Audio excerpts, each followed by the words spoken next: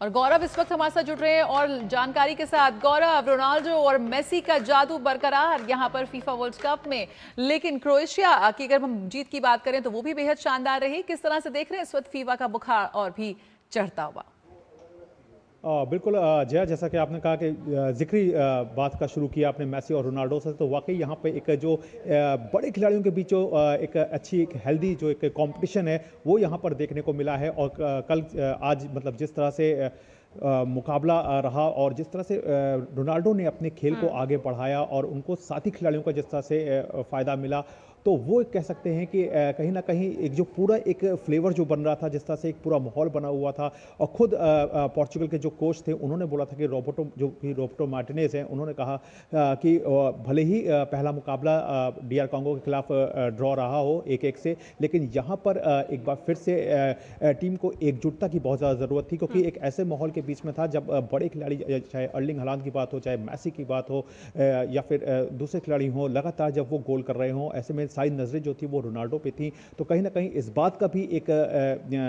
बाहर जो बाहर का शोर होता है वो बहुत ज़्यादा टीम के कैंप को जो है वो प्रभावित करता है। तो ऐसे में बहुत ज़्यादा ज़रूरी होता है कि टीम की जो एकजुटता है वो बनी रहे, क्योंकि इस तरह की भी खबरें आ रही थी कि जो पिछला जो मैच था कांगो के खिलाफ, वहाँ पे रोनाल्डो को सही तरीके से पासेस नहीं मिले और सही तरीके से टीम जो है वो अपने खेल को जो है वो आगे एक साथ जो है वो आगे नहीं बढ़ा पाई। लेकिन यहाँ पर टीम ने बखूबी जवाब दिया, उज्बेकिस्तान को 5-0 से धोया। और यही वजह रही कि रोनाल्डो ने जब 2 गोल किए और जब मैच खत्म हुआ तो उसके बाद उनके मुंह से खुद निकला कि आई एम बैक। तो हालांकि उन्हें ये कहने की इतना ज़्यादा ज़रूरत नहीं, क्योंकि हम सब जानते हैं कि रोनाल्डो जो है वो इस समय किस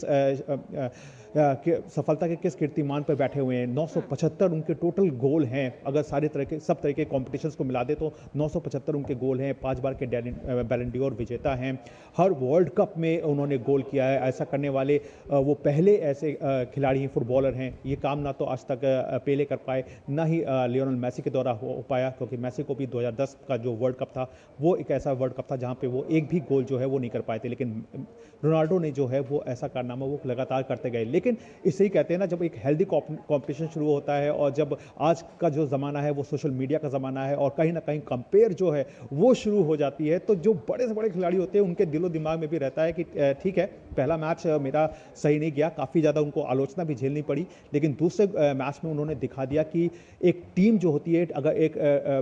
यूनिट के तौर पर अगर सामने आए और सही तरीके से अपनी रणनीति को जो है वो अगर सामने रखती है, तो किस तरह से जीत जो है वो निकल करके सामने आती है। लेकिन हाँ, अभी बहुत ज़्यादा ये भी कह सकते हैं कि बहुत ज़्यादा अभी काफ़ी एक लंबा रास्ता तय करना है, क्योंकि सामने जो थी बिल्कुल, तो यहाँ पर हाई पॉइंट्स और हार्ट ब्रेक्स दोनों ही देखने को मिल रहे हैं फीफा वर्ल्ड कप में। फिलहाल फैंस के लिए बहुत ही शानदार